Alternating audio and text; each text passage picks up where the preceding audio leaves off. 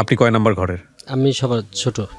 ও, আপনি ছিলেন 6 নাম্বার স্ত্রীর? জি। ওরে বাবা, হ্যাঁ, তারপর? তো আমার বাবা 6টা বিয়ে করে, আমি হলাম সবার ছোট ঘরের। আমার বড় ঘরের একটা ভাই থাকে, উনি চাকরি করতো চিটাগংয়ে জুট মিলে। আচ্ছা আচ্ছা। চাকরি করা অবস্থায় হঠাৎ করে আমার বাবাকে বলে যে চাকরিটা পারমিট করতে হবে, কিছু টাকা লাগবে। চাকরিটা মানে পার্মানেন্ট করতে হবে? আচ্ছা আচ্ছা, কিছু টাকা লাগবে। আমাদের জমি থাকে মোটামুটি 5-7 বিঘা সম্পত্তি থাকে, তো এখান থেকে 4-5 বিঘা বিক্রি করে দেয়। আপনারা সব মিলায় কয় ভাই বোন? আমরা 2 ভাই, এই মারপেটের 2 ভাই। সব মিলায় 6 বউ যেহেতু আপনার বাবার? 3 ভাই। মাত্র 3 ভাই? জি, বড়গুলো আরো কিছু মারা গেছে। ও আচ্ছা আচ্ছা, বেঁচে আছে 3 তো ভাই। আপনার ভাই বোনের মধ্যে আপনার পজিশন কত? আমার 2 নাম্বার। আপনি 2 নাম্বার? জি জি। তো চাকরি পার্মানেন্ট করা কথা হচ্ছিল, হ্যাঁ, তারপর? চাকরি পার্মানেন্ট করার কথা, পরে ওইখান থেকে জমি বিক্রি করে দেয়। বিক্রি করে দেওয়ার পরে 1030 টাকা দেয় চাকরিটা পার্মানেন্ট করার জন্য। 2-3 মাস পরে হঠাৎ করে দাদা বাড়ি চলে আসে। আসার পরে বলে যে আমার চাকরিটা পারমিট হয় নাই, টাকাটা মার। বাবা অনেক ক্ষতিগ্রস্ত হয়ে যায়। আর বাবা ইট ভাটা সর্দারি কাজ করতো। আচ্ছা। ইতিমধ্যে ওইখান থেকে চলে আসে। আসার পরে আমার বাবা হঠাৎ করে এই খবরটা শুনে অসুস্থ হয়ে যায়। আচ্ছা, খুব স্বাভাবিক। চিকিৎসা করার মতো টাকা থাকে না। তো আমার বড় চাচা কাঁধে করে নিয়ে, ওইখানে গাড়ি ঘোড়ার কোনো রাস্তা ছিল না। আচ্ছা। শ্যালোতে যেতে হতো, পানিপথে। জি। ওইখান থেকে আমার চাচা কাঁধে করে নিয়ে সিরাজগঞ্জ সদরে ভর্তি করে। ভর্তি করার পরে চাচা ডাক্তারের সাথে কথা বলে ওইখানে একটা স্ট্যাম্প নিয়ে আসে আমার বাবার কাছে, যে এই স্ট্যাম্পে সিগনেচার না করলে ডাক্তার তোমার চিকিৎসা করবে না। আমার বাবা কিছু বুঝতো না, লেখাপড়া জানতো না। ওই টাইমে টিপ দেয়। টিপ দেওয়ার পরে ডাক্তার চিকিৎসা করে নিয়ে বাড়ি চলে আসে, সুস্থ হয়। কিছুদিন পরে বাবা খেতে ফসল ফলাতে যাবে। যখন ওই খেতে গিয়ে চাষ করতে গেছে, তখন আমার ওই চাচা যে বাধা দিছে যে তুমি যে জমি চাষ করতে পারবে না, এই জমিটা আমার। তখন আমার বাবা জিজ্ঞাসা করছে কিভাবে তোমার? হ্যাঁ। আমি তোমাকে মেডিকেলে নিয়ে গেছিলাম, ওইখানে তো তুমি টিপ দিছো, জমিটা এখন আমার। তো ওইভাবে জমিগুলা সবই নিয়ে, মানে আপন চাচারা? আপন চাচা মানে বাবার ছোট ভাই? বাবার বড় ভাই। বড় ভাই, আচ্ছা। জমি নিয়ে যাওয়ার পরে তখন আমার বাবা তো আরো হুতাশ, যেমন সবকিছু শেষ। ইতিমধ্যে মাঝখানে একটা কুরবানির ঈদ আসে। ঈদ আসার পরে আমার যে বড় ভাই, ওনাকে আমি দাদা বলে ডাকি, উনি কুরবানি দেয় ভেড়া। আচ্ছা। ভেড়া কুরবানি দেওয়ার পরে আর কি মাংস টাংস বানানোর পরে ভাগযোগ করে সবাইকে দেয়, আমার আম্মাকেও কিছু দেয়। দেওয়ার পরে আমরা রান্না বান্না করে আর কি আমাদেরকে নিয়ে খাওয়ায়। তখন আমি অতটা বুঝি না। খাওয়ানোর পরে ওই দিন কেটে যায়। যাওয়ার 2 দিন পরে হয়তো বা আমার বাবার সাথে হোক আর মার সাথে হোক ঝগড়া লাগে। ঝগড়া লাগার পরে আমার বাবাকে ওই বড় ভাই বলে যে তুমি যে ভেড়ার মাংস খাইছো ওইটা আমি পেটে পাড়া দিয়ে বের করে ফেলবো। তখন আমার বাবা মানে অনেকটাই হতভঙ্গ হয়ে যায় যে আমি যে ছেলেকে জন্ম দিলাম, সেই ছেলে আমার পেটে পাড়া দিয়ে ভেড়ার মাংস বের করে ফেলবে, এর আগে কেন আমার মৃত্যু দিল না আল্লাহ। তো এই কথা বলে ওইখানে মাটি ছিল, মাটি হাতে তুলে নিয়ে বলল যে আমার ছেলে যখন আমাকে এত বড় কথা বলছে, তাহলে আমি এই দেশে আর থাকবো না, আর আমি মৃত্যুর সময় যেন আমার ছেলে আমাকে মাটি দিতে না পারে। এই কথা বলে আমাদেরকে নিয়ে চলে যায় রাজশাহী জেলা নাটোরে। নাটোরে যাওয়ার পরে আমার বাবার দুঃসম্পর্কে চাচাতো ভাই হোক যেখানে, ওইটা আমি অতটা জানি না, ওইখানে যে আশ্রয় নেই। আচ্ছা। তো আমরা কিছুদিন আশ্রিত থাকি। আশ্রিত থাকা অবস্থায় আমার বাবা হঠাৎ করে অসুস্থ হয়ে যায়। অসুস্থ হওয়ার পরে আমার বাবা শুধু আমার এই বড় ভাইকে দেখতে চায়। ওই সময় মোবাইল টেলিফোনের যুগ ছিল না, চিঠির যুগ ছিল। তো চিঠি লেখে, ইমার্জেন্সি একটা চিঠি লেখে। চিঠিটা লেখার পরে যখন ব্যাংক ড্রাফট করবে তখন কানি পুরায় দেয়, যাতে চিঠিটা দ্রুত পৌঁছায়। আচ্ছা। চিঠি পৌঁছাতে আপনার 3 দিন সময় লাগতো। তো চিঠি পৌঁছায় যখন আমার বড় ভাই আসছে আমাদের ওইখানে নাটোরে, তার আগে আমার বাবা মারা যায়। মারা যাওয়ার পরে 3 দিন পরে আমার বড় ভাই আমার বাড়িতে পৌঁছায়। তখন আমাদের সংসারে হাল ধরার মতো কেউ থাকে না। তখন আমার বয়স 5 কি 6 হবে, আর আমার ছোট ভাইয়ের বয়স 5, 1 বছরের ডিফারেন্স। হুম তো বড় ভাই আইসে দেখে ওই সময় তো মাটি দিতে পারলো না, পরে কবর জিয়ারত করলো, মাটি দিল, দেওয়ার পরে চলে গেল। আমাদেরকে নিয়ে যেতে চাইলো যে চলো মা, জীবনে তো অনেক ভুল ভাঙটি হয়ে থাকে, আমিও না একটা ভুল করছি, আমি তো বাবাকে হারিয়ে ফেলছি, এখন তোমাকে হারাতে চাই না, তুমি আমাদের সঙ্গে চলো। হুম তখন আমার মা বলছে যে না, তোমার বাবা যেখানে শেষ নিঃশ্বাস ত্যাগ করছে আমি তাকে ছাড়া ওইখানে যাব না। হুম তো মার যায় নাই, দাদা চলে গেছে, আমাদের সংসারে হাল ধরার মতো কেউ নাই, আমিও তো ছোট। হুম তো মা পাশের বাড়িতে কাজ করতো, ঝিয়ের কাজ করতো, মানে ঢিকিতে ধান বাঁধতো, হুম রান্না বান্নার কাজ করতো, করে আমাদের সংসার আর কি টুকটাক করে চলতে থাকে। হুম দেখা যাচ্ছে সারাদিন পরে খেতে পাই না, একবেলা খেতে পাই, কোনো দিন না খেয়েও থাকতে হয়। এমতো অবস্থায় আমার মা হঠাৎ করে মাঝে মাঝে দেখতাম মধ্যরাতে উঠে তখন মাটির হাঁড়ি থাকতো, হুম ওই হাঁড়ি থেকে পানি খেত, পানি খেয়ে অনেক কান্নাকাটি উঠতো। আপনার বয়স কত তখন? তখন আমার বয়স 6.5-7 হবে। আপনি এগুলো বুঝতেন সব? জি। আপনার আর যে বড় ভাইরা আছে তারা কি করতো? আমার বড় ভাই যেটা, উনি টাঙ্গাইলে থাকে, উনি আমাদের সাথে থাকে না ওই সময়টাতে? জি।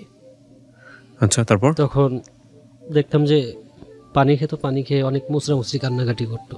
হুম তখন আমি বুঝতে পারতাম যে ক্ষুধা এরকম জ্বালায় মা করতেছে। কান্নাকাটি করতেছে।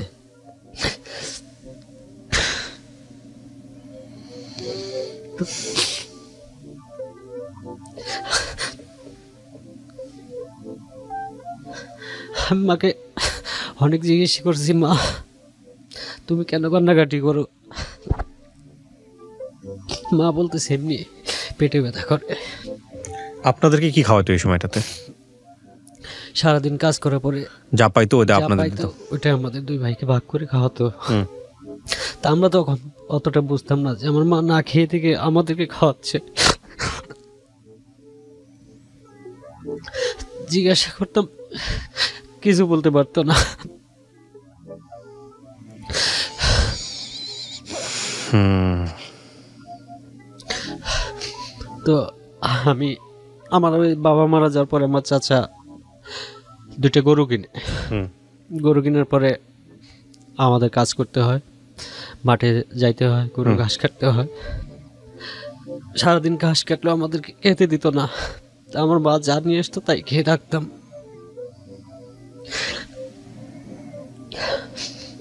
হঠাৎ করে আমি, আমার ছোট ভাই, আমার এক কলিগ হুম রাস্তা দিয়ে যাচ্ছি ঘাস কাটার উদ্দেশ্যে। তো গ্রামের রাস্তা চৈত্র মাসের দিনে অনেক ধুলাবালি হতো। হুম তো পাশে দিয়ে একটা চুরিয়ালা, ছোট চুরিয়ালা হেঁটে যাচ্ছে। জি।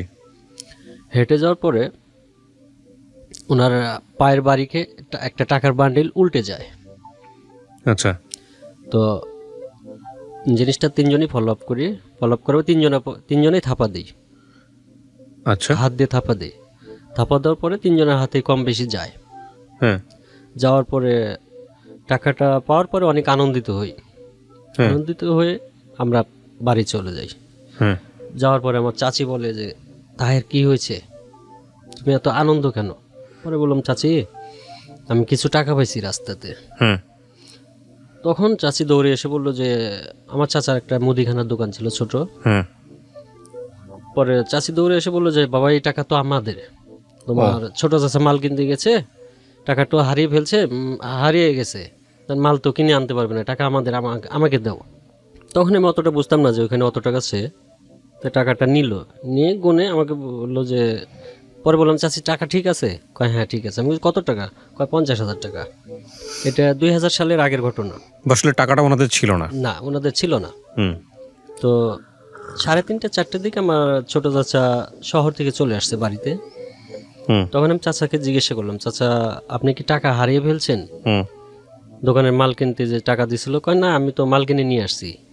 কেন, কি হয়েছে বাবা? আমি বললাম যে, রাস্তাতে এরকম কিছু টাকা পাইছি, 50,000 টাকা, হুম সে টাকাতেও আমি নিয়ে গেছি বাড়িতে, চাচি বলছে যে এই টাকা আমাদের, আমার টাকা তোমার চাচা হারায় ফেলছে। হুম কয় না আমি তো টাকা হারাই নাই, মালকে তো কিনে নিয়ে আসছি। হুম আমি বলছি, ঠিক আছে তাহলে আপনি একটু বলেন।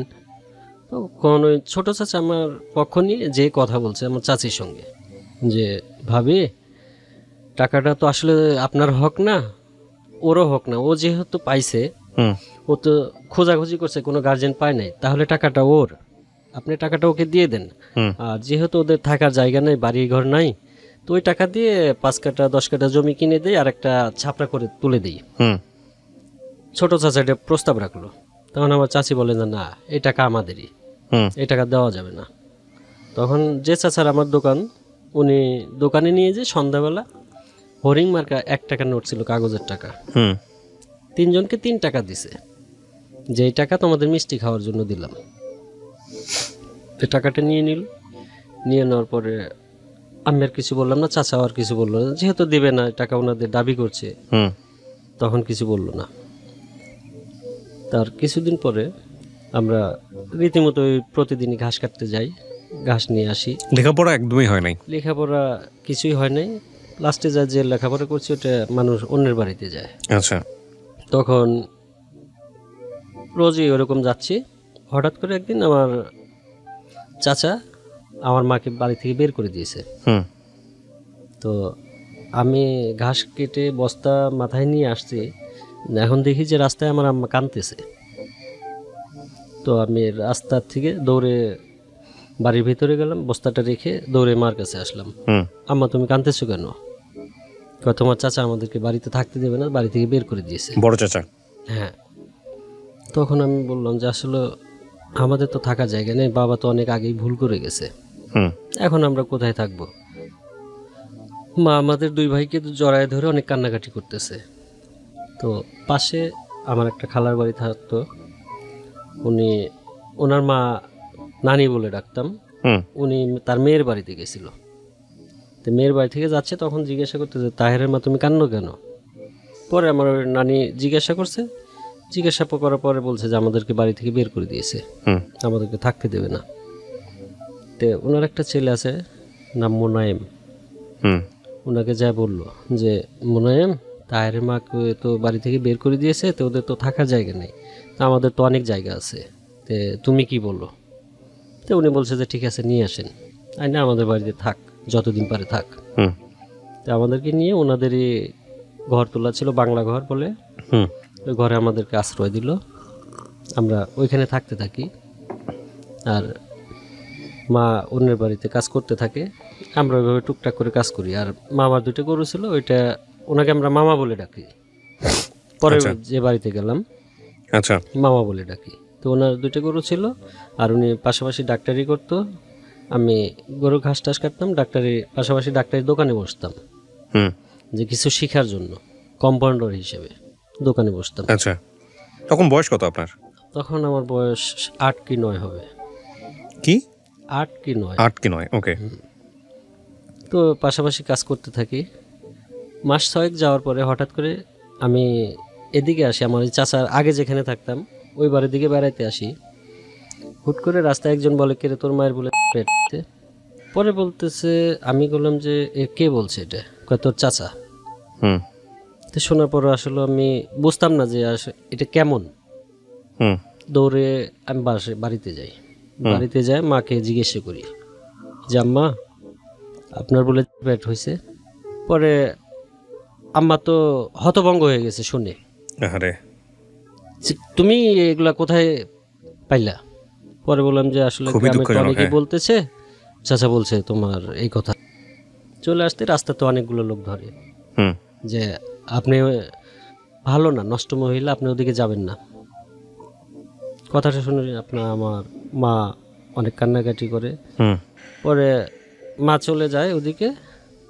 তখন আমার মাকে আবার রিফলে জিজ্ঞাসা করে যে আসলে কি আপনার এটা ঠিক? কিন্তু আমার মা 5 ওয়াক্ত নামাজ পড়তো, তাহাজ্জুদের নামাজ সহকারে পড়তো। আমি দেখেছি, জি আমার বুদ্ধি হওয়ার বয়সে আমি দেখিনি যে উনি একটা রোজা ভেঙেছে। মাশাআল্লাহ। তো মা চলে গেল বাড়িতে। যাওয়ার পরে আমার ওই নানিকে বলতেছে হুম হুম হুম যে আপনার তো মান সম্মান সবই শেষ। হুম আমার নানি বলতেছে কেন, কি হয়েছে? হয়তো আমার নামে এগুলা দুর্নাম রটাইছে। হুম তখন আমার মার কি আসলে তলপেটটা একটু উঁচা উঁচা দেখা যেত। হুম তখন আমার নানি বলতো যে আসলে তাহেরের মা, তোমার কি কারোর সাথে অবৈধ সম্পর্ক আছে? হুম যদি থাকে তুমি আমাকে বলো, আমি এটা সমাধান করব।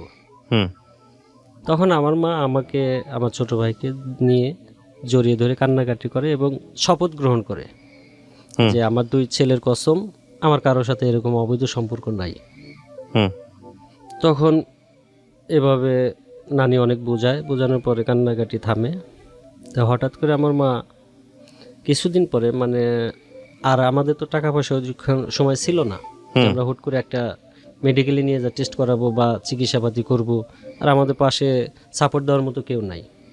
হুম তখন আমরা ওইভাবে কি করব, মাথায় কিছু খেলে না। তখন আমার নানির একটা মেয়ে থাকে, ওনার নাম হালিমা। হুম ওনার নাটোর শহরে ভালো ভালো লোকের সাথে রিলেশন, ভালো ভালো বড় বড় লোকের সাথে হাত আছে। তখন হালিমাকে বলে যে, হালিমা, তাহেরের মায়ের আসলে তলপেটটা কেমন যেন উঁচা উঁচা দেখা যায়, আর এগুলোর তো কথা নিয়ে হুম সমালোচনা হচ্ছে রাস্তাঘাটে, তো তুই বিষয়টা একটু দেখে, তুই একটু নাটোর নিয়ে যা, চেক আপ করে দেখ। হুম তখন কয় ঠিক আছে, আমি তাহলে আগামীকাল নিয়ে যাব নি। হুম এর মধ্যে আমার মা ডিসিশন নেয় যে সুইসাইড করবে। ওহো এই কথাগুলো শুনে ইঁদুর মারা বিষ নিয়ে আসে কিনে, হাইনে রাত্রি হলে 2 ভাইকে খাওয়াবে, নিজেও খাবে, খেয়ে সুইসাইড করবে। কথাটা আমার নানি জানতে পারে। নানি দৌড়ে যায়, যায় হাত পা ধরে যে দেখ, কলঙ্ক নিয়ে মরে গেলে পরে কোনো সমাধান আসবে না, ট্রু বেঁচে থেকে এটা সমাধান করা লাগবে। আর তুমি যদি এখন সুইসাইড করো বা মারা যাও, আত্মহত্যা করো, তাহলে লোকে সবাই বলবে যে সন্দেহ আসলে করবে, ঘটনা হ্যাঁ সত্য। ট্রু তো তুমি এই কাজ না করো।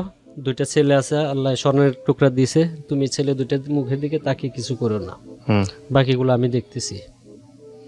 পরের দিন আমার খালা নাটোরে নিয়ে যায়, নাটোর নিয়ে সদরে হুম দেখায়, দেখানোর পর আলটা করে, আলটা করার পরে আলটাতে ধরা পড়ে আমার মায়ের পেটে টিউমার। আহা, জিনিসটা ওইখানে গোপন রাখে। গোপন কেন রাখে? গোপন রাখে যে গ্রামে অনেক জানাজানি হয়েছে আমার মায়ের পেটে বাচ্চা, হ্যাঁ তো এটা অপারেশন না হওয়া পর্যন্ত এটা গোপন রাখবে। আচ্ছা ওইখানে গোপন রাখে, গোপন রেখে আমাদের মেডিকেলে ভর্তি করে দেয়। তো ভর্তি করার পরে আমার অনেকগুলো অসুখ ধরা পড়ে। হাঁপানি ছিল, ডায়াবেটিস ছিল, যার কারণে ডাক্তার দ্রুত অপারেশন করতে পারবে না, হুম এগুলো নিয়ন্ত্রণে নিয়ে আসতে হবে, তারপরে অপারেশন করবে। হুম তো এখন ভর্তি করার পরে আমাদের তো থাকা খাওয়ার মতো কোনো ফ্যাসিলিটি নাই। হাসপাতালে একটা কার্ড করে দিল যাতে 3 বেলা খাবার দেয়। আচ্ছা আর মজিবটু জি আমাকে সাথে করে নিয়ে তার বাসায় যায়। আচ্ছা বাসায় যায় বলে যে ভাই, আমার তো বোন হয়, আমার বোনের বাচ্চা এটা, আমার ভাই তো মারা গেছে, তো আমার বোনটা খুবই অসুস্থ, মেডিকেলে ভর্তি করছি, 1 মাস, দীর্ঘ 1-1.5 মাস থাকতে হবে, তো ওনাদের তো থাকা খাওয়ার মতো কোনো পরিস্থিতি নাই, গরিব মানুষ, হুম আপনি কিছু যদি হেল্প করেন। তো উনি ওই সময় 1,000-4,500 টাকা মনে হয় দিয়েছিল। আচ্ছা দেওয়ার পরে মেডিকেলে নিয়ে যায়, আমাদেরকে যা যা কিনে দেওয়ার দরকার দিয়ে খালা চলে যায়। হুম আমি আমার মাকে নিয়ে মেডিকেলে থাকি। আচ্ছা আমার খালা আর আমার 3 নম্বর চাচা সপ্তাহে 1 দিন করে আসতো শুক্রবার দেখার জন্য আমাদেরকে। আচ্ছা আর আমরা ওখানে মেডিকেলেই থাকতাম, আর ডাক্তারের সাথে খালি কথা বলতাম যে আঙ্কেল, আমার আম্মু বাঁচবে, আমার আম্মু কি সুস্থ হবে। ডাক্তার আমাকে অনেক আশ্বাস দিত যে বাবা টেনশন করো না, আল্লাহ যদি হায়াত দেয় তোমার মাকে আমি সুস্থ করবো ইনশাল্লাহ। ডাক্তার এটা বলতো? জি। তো যখন অপারেশনের ডেট আসলো, হুম তখন বাড়িতে খবর পাঠাবো কাকে দিয়ে, লোক পাই না। পাশে একজন আসছিল আমাদের এলাকা থেকে চিকিৎসা নেওয়ার জন্য, তাকে আমি খবর বললাম যে আমার খালাকে যায় একটু বলবেন অমুক দিন অপারেশন হবে, হুম একটু যেন আসে। তো খালার রীতিমতো ভাত টাত রেঁধে নিয়ে মেডিকেলে চলে আসছে। অপারেশন থিয়েটারে আমার মাকে নেয় নাই তখনও, আসার পর কথাবার্তা বলছে। আর ডাক্তারের নাম ছিল এসকে ঘোষ। হুম উনি আমার মাকে আপা বলে ডাকতো, মানে ওনার কোনো বোন ছিল না, আমার মাকে বোন বলে ডাকতো। হুম তো উনি কথা বলছে যে আল্লাহ যদি হায়াত দিয়ে থাকে, হুম তোমার মাকে আমি সুস্থ করে দেবো ইনশাল্লাহ, তোমার কোনো টেনশন করার দরকার নেই। আচ্ছা। পরে উনি অপারেশন থিয়েটারে নিয়ে যায়, দীর্ঘ 4 ঘন্টা সময় অপারেশন চালায়। ওকে। অপারেশন চালানোর পরে আমার মার পেটে থেকে 5.5 কেজি ওজনের টিউমার বের করে। ও মাই গড, আল্লাহু আকবার। তারপর? তখন টিউমার বের করার পরে টিউমারটা এনে আমার খালার হাতে দেয়। খালার হাতে দেওয়ার পরে উনি রেখে দেয় ব্যাগে করে। রেখে দেওয়ার পরে আমার মাকে বেডে দেয়।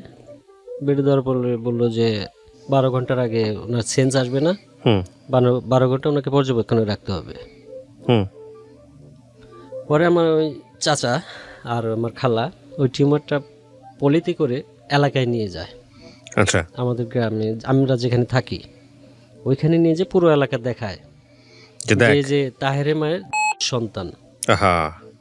পরে দেখানোর পরে অনেকেই নিজের ভুল বুঝতে পারে যে আসলে আমরা খারাপ উদ্দেশ্যে একজনের কথা শুনে একজনকে দোষারোপ করেছি।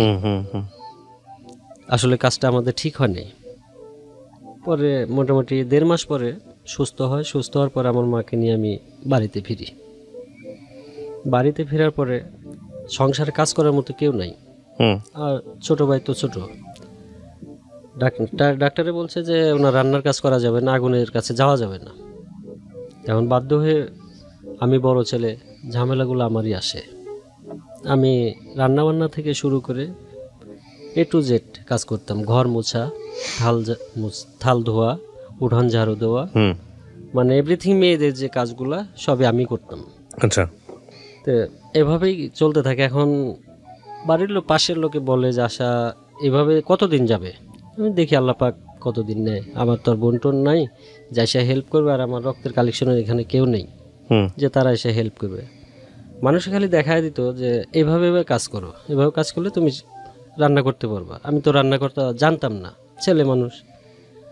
তো কাঁচামরিচ যদি কেটে দিয়ে রান্না করে দিতাম, আমার মায়ের পেট ব্যথা করতো। ওই বিচিগুলো খেলে পারে পেট ব্যথা করতো, তা মোচ পিষতে পারি না। ওকে। তো একজন খালাকে ডাক দিলাম যে খালা একটু মরিচ পিষা দেখায় দিবেন, আমি তো মার জন্য রান্না করব। পরে উনি এসে একদিন দেখায় দেয়। দেখা দেওয়ার পরে আমি পাটাতে কন্টিনিউ মরিচ পিষে রান্না করি। পাশাপাশি আমি কাজ করি। কাজ করার অবস্থায় মনে করেন যে আমার মায়ের জন্য 1,000-1,200 টাকার প্রয়োজন। আচ্ছা। মানে ওষুধ ট্রিটমেন্টের জন্য, ওষুধ কেনার জন্য। এই টাকাটা কারো কাছে নাই। তো একজনের কাছ থেকে হাওলাত নিলাম যে আপনি আমাকে 1,200 টাকা দেন, আমি আপনাকে শোধ করে দেব।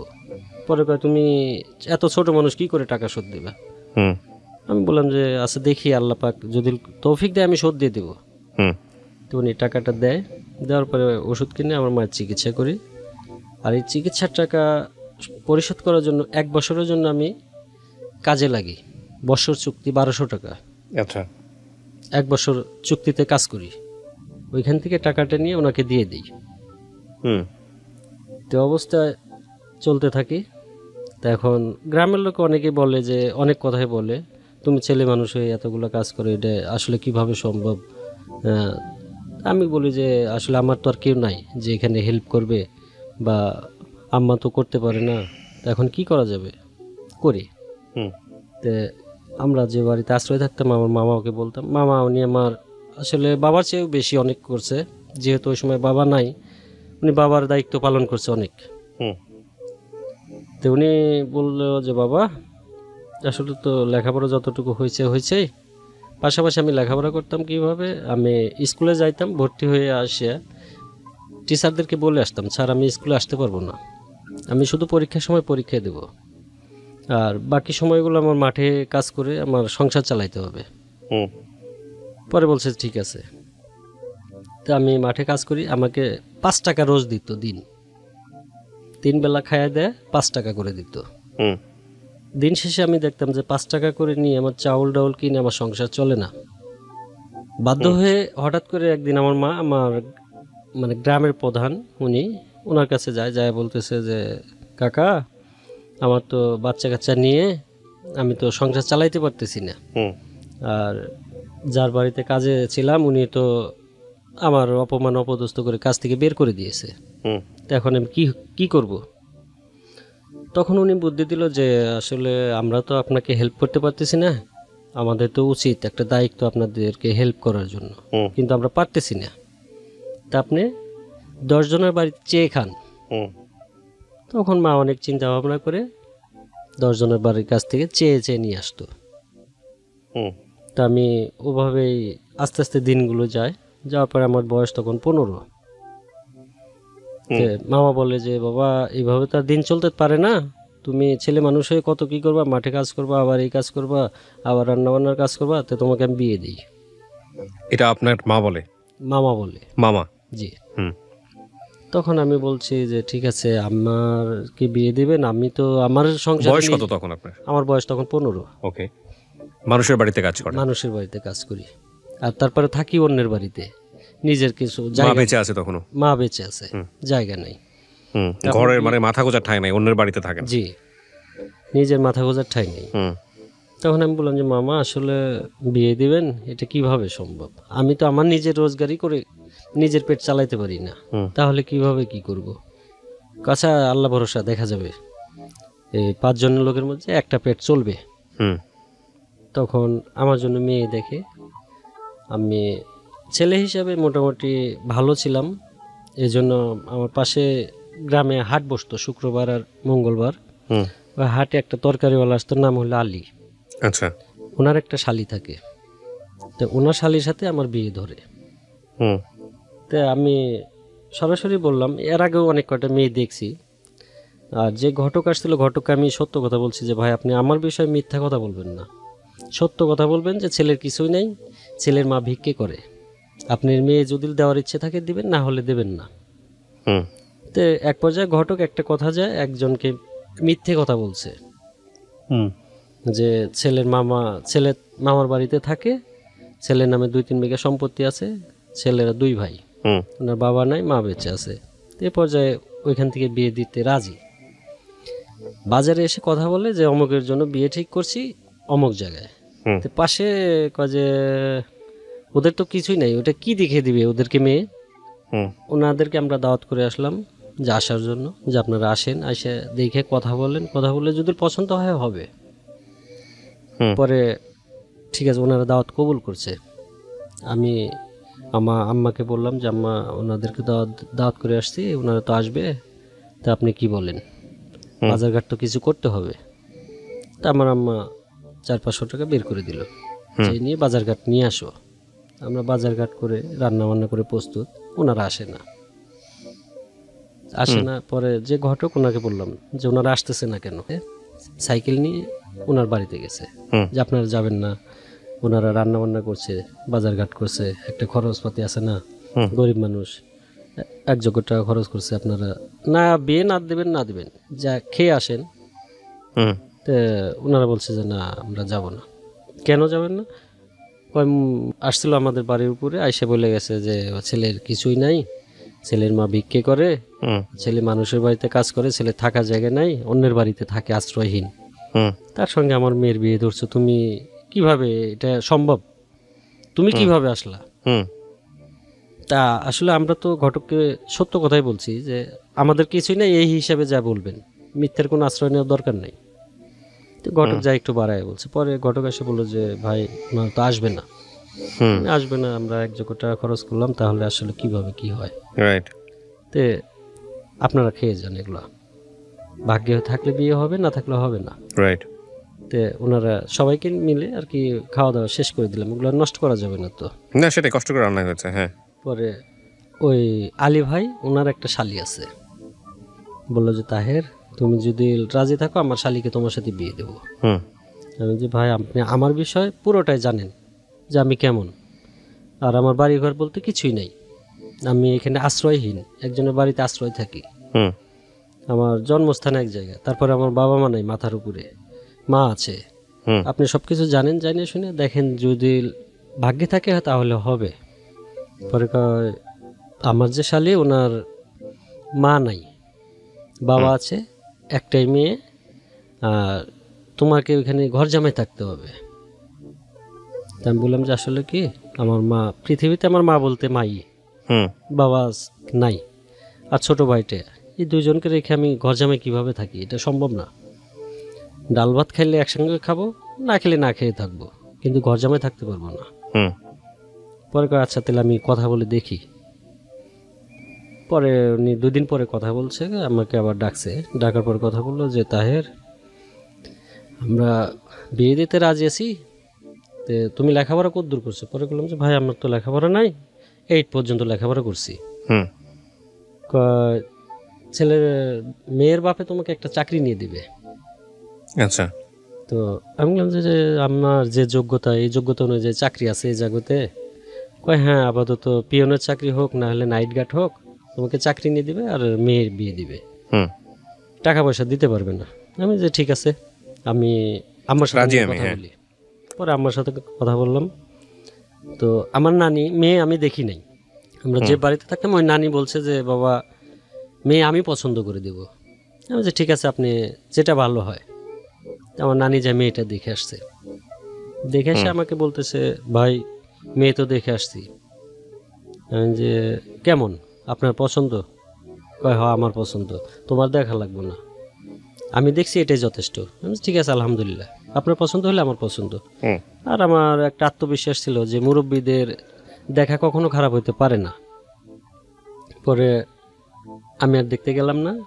হঠাৎ করে আম্মা বললো যে বাবা তুমি একদিন যাই দেখে আসো। পরে আমি গেলাম, যাই দেখলাম, দেখার পরে পছন্দ, মুরব্বীরা কথা বলবে। ওনার বাবা আমাদের বাড়িতে আসলো। আসার পরে বিস্তারিত বলল যে ছেলের আসলে কিন্তু এর এই সমস্যা, গরিব, ওনার বাবা নাই, মা আছে, ছোট একটা ভাই আছে, তে অর্থ সম্পদ বলতে কিছুই নাই। আপনি যদি ভালো লাগে আপনি মেয়ে বিয়ে দিতে পারেন। তখন আমার শ্বশুর রাজি হলো, টাকা দেবে 10,000। তো আমার মায়ের একটা আশা ছিল যে আমরা দুই ভাইকে বিয়ে দিবে, শ্বশুর বাড়ি থেকে যাই দেখ, আমাদের তো থাকার জায়গা নাই, ওইখান থেকে যাই দেখ দুজনেরটা একত্রিত করে 1 কাঠা হোক 2 কাঠা হোক জায়গা কিনবে, জায়গা কিনে মাথা গোঁজার ঠাই করবে। ইতিমধ্যে আমার শ্বশুর 10,000 টাকা দেওয়ার জন্য রাজি হলো যে আমি 10,000 টাকা দেবো, এর বেশি দিতে পারবো না, হুম আর ছেলেকে একটা চাকরি নিয়ে দেবো। ইনশাল্লাহ সবাই রাজি, বিয়ে শাদী হয়ে গেল। বিয়ে হওয়ার পরে যখন আপনি বিয়ে করলেন তখন বয়স কত আপনার? 15 বছরই? 15 বছর। আর মেয়ের বয়স? মেয়ের বয়স 13-14 হবে। ওহো, ওকে। তখন বিয়ে হয়ে গেল। বিয়ের পর 18 বলে আমাদের গ্রামে 8 দিন পরে শ্বশুরবাড়িতে গেলাম বেড়াইতে। শ্বশুরবাড়িতে যাওয়ার পরে আমার ওয়াইফ আমার শ্বশুরকে বলল যে আসলে ছেলে যতটুকু লেখাপড়া আছে তে আব্বা আপনি একটা চাকরি নিয়ে দেন। আমার শ্বশুর আবার কানে কম শোনে, আর উনি ডিসি অফিসের পিয়ন ছিল, হুম রিটায়ার্ড করছে। আচ্ছা তে আমার শ্বশুরের মানে যতটুকু ক্ষমতা ইচ্ছে করলে নিয়ে দিতে পারতো। হুম তে আমার ওয়াইফ আমার শ্বশুরকে অনেক রিকোয়েস্ট করলো যে ছেলেটাকে আপনি চাকরি নিয়ে দেওয়ার কথা বলছেন, তো আসলে চাকরিটা নিয়ে দেন, যদি টাকা পয়সা কিছু লাগে আমরা ব্যবস্থা করে দেব। আমার শ্বশুর বলছে যে না, আমি অন্যের ছেলেকে চাকরি নিয়ে দেব না, চাকরি যদি করতে হয় তুমি করো। মানে আমার ওয়াইফকে প্রস্তাব দিতেছে। হুম। আমার ওয়াইফ তো লেখাপড়া জানে না। তো উনি বললো যে না আমি তো লেখাপড়া জানি না, আমার চাকরি কিভাবে হয়, তুমি আমাকে না দিয়ে ওনাকেই দাও, একই তো, খেলে তো আমরা দুজনই খাবো, বাইরে তো কেউ খাবে না। হুম তো যাই হোক উনি আর চাকরি নিয়ে দিল না। আর আমরা যে অবস্থানে, আর আমার শ্বশুর যে অবস্থানে, তেল আর জল, হুম মানে অনেক উঁচু নিচু। তো ওখান থেকে চলে আসলাম। আসার পরে আমার শ্বশুর বাড়িতে আর যাই না আমি। না যাওয়ার ফলে হঠাৎ করে আর বিবাহ যে করলাম, হুম। সংসার জীবন যে কেমন হয় এটার প্রতি ধারণা ছিল না। তে নানি মামি অনেক বুঝায়া সংসার শুরু করলাম। শুরু করতে বছরের মাথায় আমার একটি ছেলে সন্তান হয়। ছেলে সন্তানটা হওয়ার পরে কিছুদিন মোটামুটি ভালোই কাটে। তারপরে সংসারে একটু অভাব আসে, অভাব আসার পরে সংসারে অশান্তি লাগে। আর আমার 6 মাস পরে আমার ছোট ভাই বিয়ে করে। তো আমার মা একটা স্বপ্ন ছিল যে আমার ছেলে একটা বাড়ি করবে। আমার ওয়াইফ আমাকে কন্টিনিউ বলতো যে তুমি বাড়ি করো বাড়ি করো। তা আমি বাড়ি করতাম না, যে কিছুদিন পরে করি। তা আমার মা হঠাৎ করে একদিন আমার মা বলতেছে বাবা আমি কি নিজের বাড়িতে শুয়ে মরতে পারবো না? কথাটা শুনে আমি হতভম্ব হয়ে গেলাম যে আসলে আমার মা 10 মাস 10 দিন পেটে ধারণ করছে, এত কষ্ট করে পৃথিবীর আলো দেখাইছে। আর তার আমার চাকরি, তখন ঢাকায় আসছি, এসে চাকরি করি। চাকরি করার অবস্থায় কিছু টাকা আমার ব্যাংকে জমা ছিল, টাকাটা উঠায় নিয়ে বাড়ির কাজ ধরি। বাড়ির কাজ ধরার পরে বাড়ির কাজ শুরু করি। ইতিমধ্যে আমার ওয়াইফ প্রেগনেন্ট হয়। তা আমি বাড়ির কাজও করি, এদিকে খোঁজখবর রাখি। হঠাৎ করে 6 মাস পড়ছে, আমার ওয়াইফের বাচ্চাটা নষ্ট হয়ে যায় পেটে। আচ্ছা, জানি না, পরে মেডিকেলে নিয়ে গেছি, বলতেছে আমার বাচ্চা পেটে নড়তেছে না। আমি তাড়াতাড়ি চেক আপ করি, চলো। পরে মেডিকেলে নিয়ে যে আলট্রা করি, আলট্রা করার পরে ওনারা রিপোর্ট দেয় যে আপনার বাচ্চা মারা গেছে, বেবি মারা গেছে। তো বেবি মারা গেছে, আমি তো আসলে কি করব ভাষায় বলতে পারতেছি না। বেবিটা মারা গেল, পরে বলতেছে আপনার ইমার্জেন্সি মেডিকেল আমাদেরকে এখানে ভর্তি করে দেন, আর অ্যাকাউন্টসে যা টাকা জমা দিয়ে আসেন। আমি যে কত টাকা লাগবে? কয় 50,000 টাকা লাগবে, বাচ্চাটা ডেলিভারি করে দিবে। আমি যে আমার কাছে তো এত টাকা নাই, আর এখানে তো তাহলে আমি পারবো না। পরে ওইখান থেকে বের করে নিয়ে আসছি। আইনা আমার প্রাইভেট ক্লিনিকে এক বন্ধু থাকে, ওনাকে ফোন করছি যে ভাইয়া আমার এই সমস্যা, আপনার ভাবির তো পেটে বাচ্চা নষ্ট হয়ে গেছে, বাচ্চাটা বের করার দরকার। উনি বলতেছে ভাই আপনি আসেন, আমি দেখতেছি। উনি প্রাইভেট ক্লিনিকে নিয়ে যায়, 10,000 টাকা কন্ট্রাক্টে বাচ্চাটা ডেলিভারি করে দেয়। ডেলিভারি করে দেওয়ার পরে আমি ওয়াইফকে নিয়ে বাসায় আসি। আসার কিছুদিন পরে মা হঠাৎ করে স্ট্রোক করে। আচ্ছা, ব্রেন স্ট্রোক করে, আমরা বুঝতে পারি না। বুঝতে না পারার কারণে সকালবেলা উঠে আমার ছোট ভাই দৌড়ে আসছে যে ভাইয়া 50টা টাকা দিবা। আমি কি করবা? কয় মা মনে হয় বাঁচবে না, কান মুখ সব হেলে গেছে, আমি গ্লুকোজ নিয়ে আসবো। উনি দৌড়ায় গেছে, 50 টাকা বের করে দিচ্ছে, উনি দৌড়ায় গেছে গ্লুকোজ নিয়ে আসছে। পাশে আমার একটা বন্ধু ছিল ডাক্তারি করে, ওনাকে ফোন দিলাম যে ভাই তুমি ইমার্জেন্সি আমার বাড়িতে আসো, আমার মা কি যেন হয়েছে বলতে পারতেছি না, তুমি আসো। উনি এসে প্রেশার মাইপে উনি বলতেছে ভাই আমি পারবো না। তো পাশে আরেকটা ডিসপেন্সারি ছিল, ফার্মেসি, ওনার বাড়ি বরিশাল, আমার মা ভাইয়া বলে ডাকতো। তা আমি ওখানে যায় দাঁড়াইছি আর চোখের পানি ছেড়ে দিছি। পরে কিরে ভাই না কাঁদিস কে, কী হয়েছে? আমি যে মামা আমার মায়ের অবস্থা ভালো না, আপনি একটু আসেন। আমার অবস্থা দেখে উনি লাফ দিয়ে দৌড় ব্যাগটা নিয়ে চল। যায় দেখে যে আমার মার আসলে অবস্থা ভালো না, ওনার কোনো সেন্স নাই। পরে বলতেছে বাবা সরাসরি কি বলবো, তোর মা স্ট্রোক করছে, তুই তাড়াতাড়ি কোনো ক্লিনিকে নিয়ে যা। তা আমার হাতে টাকা নাই যে আমি ক্লিনিকে নিয়ে চিকিৎসা করব। বাড়িতে ফোন করলাম যে মামা আম্মা তো এই অবস্থা, কয় তুই টেনশন করিস না, কাদাকাটি করিস না, নিয়ে চলে আয় নাটোরে। তখন আমি অ্যাম্বুলেন্স ভাড়া করে আম্মাকে নাটোর নিয়ে যাই।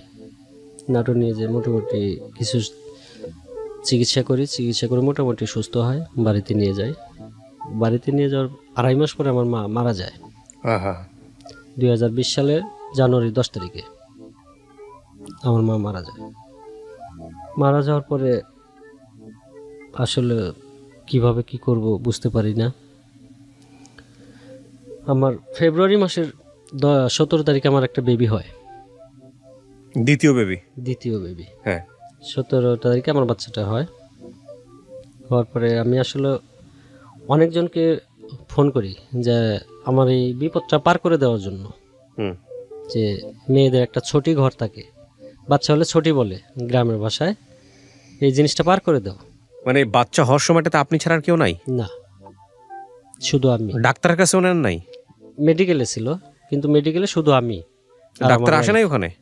না, রাত্রি 3টে বাজে ডাক্তার আসবে করতে। কেন ডাক্তার আসবে না? It's an emergency. পরে ফোন দেওয়ার পরে ফজরে আজানের পরে আসছে। ফজরে আজানের পরে আসার পরে বলছে যে ভাইয়া সিজার করব না নর্মালি করব। আমি বলি যে ভাইয়া একটু নর্মালি চেষ্টা করে দেখেন, সিজার করার দরকার নেই। উনি নর্মালি চেষ্টা করে আর কি, সাইড কেটে বাচ্চাটা বের করে। বের করার পর তখন মেয়ে সন্তান হয় একটি। ওই মেয়ে হওয়ার পরে ওখানে আমার সাপোর্ট দেওয়ার মতো কেউ নেই যে কাজ কাম করবে মেয়েদের। আমি ওইখানে মেডিকেল থেকে বাড়িতে নিয়ে আসি, আনার পরে রান্নাবান্নার কাজ আমি করি, মেয়ে দেখাশোনার কাজ আমি করি। মেয়ের মা উঠতে পারে না, রান্নাবান্না করে দিয়ে অফিসে যাই, আবার অফিস থেকে এসে রান্নাবান্না করে ওনাকে খাওয়াই। রাত্রিবেলা দেখি যে কোথায় আগুন পাওয়া যায়, আগুন নিয়ে এসে ছেঁক দিই। তারপর এর মধ্যে আমার শাশুড়িকে বলছি উনি আসবে না। তো আমার যে বড় ভাইয়ের বউ আছে ওনাকে বলছি, উনিও আসবে না, মানে আসতে চায়, বলছে যে ঠিক আছে আমরা আসবো। পরে ফোন অফ, উনি আর ফোন রিসিভ করেন না, ফোনটা বন্ধ। আর আসলো না। বাচ্চাটা আমি ওইভাবে দিন পার করে দিলাম, 40 দিন পার করে দেওয়ার পরে আমার শাশুড়ি একদিন ফোন দেয়, কয় যে বাচ্চা দেখবো।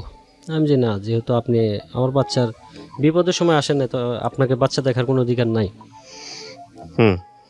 আমার শাশুড়ির সাথে সম্পর্ক বাদ।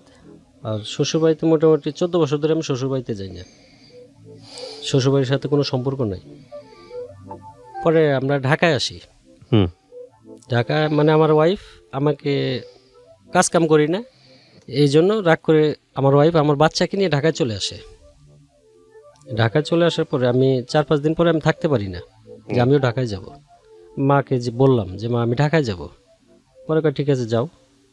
আমি ঢাকায় আসবো, আমার কাছে ঢাকায় আসার মতো টাকা নাই। ঘরে 1 কেজি শুকনো মরিচ থাকে, ওটা বিক্রি করি 100 টাকায়। আর লোহার একটা দা থাকে, 60 টাকায় বিক্রি করি। বিক্রি করে আমি ঢাকায় আসি। কত সালের গল্প এটা 2006-এর ঘটনা। এই 160 টাকা নিয়ে আপনি ঢাকায় আসেন? জি। আপনার ওয়াইফ তখন কোথায়? ঢাকাতে? ঢাকাতে। কি করে? উনি আমার সাথে রাগ করে চলে আসছে। কি এসে কোথায় আছে? এসে আমার ছোট ভাইয়ের বাসায় আছে। আপন ছোট ভাইয়ের বাসায়? জি। আচ্ছা, তারপর? আমি 160 টাকা নিয়ে ঢাকায় আসি। আসার পরে আমার রাস্তাতে গাড়ি ভাড়া খরচ হয় 110 টাকার মতো। লোকালে আসি, 50 টাকা হাতে থাকে। যায় দেখি যে আমার ওয়াইফ 2 দিন ধরে না খাওয়া, আর বাচ্চাটা ওর কাছ থেকে চেয়ে চেয়ে খাওয়াইছে। তা আমার ওয়াইফের মুখের দিক তাকানো যাচ্ছে না। পরে বললাম যে তোমাদের এই অবস্থা কেন? কয় তোমার ভাই এখানে আইনে দিয়ে চলে গেছে, পরে আর তার খোঁজ পাই না। কোথায় গেছে তুমি জানো না? কয় না, চাল ডাল কিনে না, কিছু না।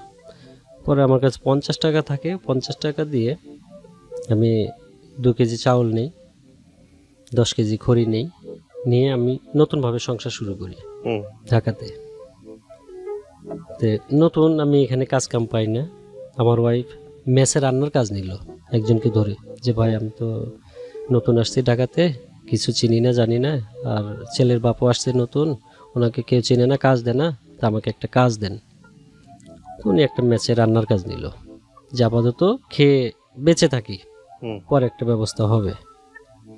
মেসে রান্না করা অবস্থায় আমি ওয়াইফ যাদেরকে রান্না করে তাদেরকে সুপারিশ করলো যে আমার ছেলে বাবাকে একটা কাজ নিয়ে দেন না, ও তো বাড়িতে বসে আছে, কেউ চেনে না, ওকে কাজ দেয় না কেউ। তো ওনারা আমাকে কাজ দিল একটা, দিন হাজিরা 300 টাকা হাজিরা। 300 টাকা মিটাই নিয়েছে, যে হাজিরা 300 টাকা, যদি কাজ দেখে পছন্দ হয় 500 টাকা হাজিরা দেওয়া হবে। তখন আমি কাজে গেলাম, কাজ দেখে ওনারা খুশি, 500 টাকা হাজিরা দিত।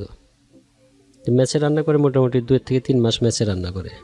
এর মধ্যে অনেক লোক অনেক কথা বলে যে তুমি জোয়ান মেয়ে হয়ে মেসে রান্না করো, চাকরি করতে পারো না। পরে বলছি যে চাকরি তো অনেক ঘুরছি, কেউ চাকরি বাকরি দেয় না, নেয় না। পরে আচ্ছা কেউ অমুক দিন গেটে যাও, চাকরি হবে। তো হঠাৎ করে এসে বলতেছে আমি আর মেসে রান্না করব না। কেন? কয় মানুষে অনেক কথা বলে। কি করবা? কয় চাকরি করবো। ঠিক আছে আলহামদুলিল্লাহ। উনি যা চাকরি নেয় গার্মেন্টসে, আর আমি দিন হাজিরা কাজ করি। ছেলে বাড়িতে রেখে আসি আমার কাছে, কাজ করতে থাকি। বাড়িতে কিছু ঋণপাতি থাকে, ওগুলা দুজনে চাকরি বাকরি করে পরিশোধ করি। তখন আম্মাকে নিয়ে ঢাকায় আসি বাচ্চা সহকারে, সবাইকে নিয়ে আসি, একসঙ্গে থাকি। মোটামুটি ওই সময় চাকরি বাকরি করে ভালোই রোজগার হতো, টাকা পয়সা সাইড সুইডে খরচপাতি দিয়েও আমাদের কিছু সঞ্চয় ছিল, যে সঞ্চয় দিয়ে আমরা বাড়িঘর করেছি। নিজেদের একটা বাড়ি হয়েছে? জি, আচ্ছা, নিজেদের একটা বাড়ি হয়েছে আলহামদুলিল্লাহ। এখন মোটামুটি ভাবে দিনকাল যাচ্ছে, ডাল ভাত খাচ্ছি। আপনি গল্পটা কেন বললেন রেডিওতে? কি আছে আপনার গল্পের মধ্যে? মানে আপনি কেন লাখ লাখ মানুষকে আজকের এই গল্পটা শোনালেন? কারণটা আসলে কি? ছোটবেলায় বাবা মারা গেলে যে জীবনে কতটুকু ঝড় তুফান আসে, হুম কত ঝড়ের সামনাসামনি হয়ে মানুষ হইতে হয়, হুম কতজনের লাথি ঘোড়া খেয়ে মানুষ হইতে হয়। এই জন্য আমি আসলে মানে কষ্ট- দুই বেলা ভাত জোগাড় করা যে কি কষ্টের। জি, আমার এমনও দিন গেছে না খেয়ে দিন গেছে, 3 দিন 4 দিন না খেয়ে থাকছি, ভাতের 3 দিন ফ্যান 4 দিন না থাকছি। খেয়ে মানুষ থাকতে পারে? হ্যাঁ, ওই যে দেশ গ্রামে যে ভাতের মার বলে, হ্যাঁ ভাত যখন বলক ওঠে তখন মার ফ্যান, হ্যাঁ, তো ফ্যান পাইতেন কই? ওই চাচি রান্না করতো, ওইখান থেকে বলতাম চাচি আমাকে ফ্যান দিন। আচ্ছা, চাচি 1 গ্লাস করে ফ্যান দিত, একটু করে লবণ গোটা দিয়ে ফ্যান খেয়ে থাকতাম। ওইটাই খাবার। জি, ওটাই খাবার। প্রিয় দর্শক এবং শ্রোতা, ওর উন্নতির স্কেলটা হয়তো অঙ্কে অনেক ছোট, আপনার তুলনায় কিছুই না, কিন্তু একটা জিনিস চিন্তা করে দেখবেন, একটা ভূমিহীন মানুষ এমন একটি পরিবারে জন্মগ্রহণ করেছে যেখানে বাবা নেই, মাকে পেটে পাথর নিয়ে মানুষের কাছ থেকে খারাপ ব্লেম নিতে হয়েছে, 4 কেজি 4.5 কেজির পাথর বের হলো পেট থেকে, তারপরে মা মারা গেলেন, লেখাপড়া করতে পারলেন না, বিয়ে হচ্ছিল না একটা ছেলের, এবং ভাতের মার ফ্যান এসব খেত বড় হওয়া, কিন্তু জীবনের কাছে হার না মানা। ওর মা তো সুইসাইড করতে চেয়েছিল, ওকে নিয়ে, ওর ভাইকে নিয়ে, সবাইকে নিয়ে সুইসাইড করতে চেয়েছিল। এত দরিদ্র একটা পরিবার, সেখান থেকে তাদের অন্তত নিজের একটা মাথা গোঁজার ঠাঁই হয়েছে। সো আজকের এই গল্প থেকে অনেক কিছু শেখার আছে। মানে আপনি যদি বৈষয়িক জায়গাটা বলেন, সেই বৈষয়িক জায়গাটা আসলে ওদের তেমন কোনো উন্নতিই হয়নি, কিন্তু বরং মানুষ কষ্টে থাকে, আপনার থেকেও কষ্টে থাকে। এই জায়গাটা যদি আপনি টাচ করতে চান, যে আপনি নিজে কষ্টে আছেন, নিজেকেই সবচাইতে দুঃখের মানে কষ্টের মানুষ মনে হচ্ছে পৃথিবীতে, অন্তত আজকের এই গল্পটা শুনে অন্তত কিছুটা হলো হালকা হতে পারবেন, এই অর্থে যে না, আপনার থেকেও পৃথিবীতে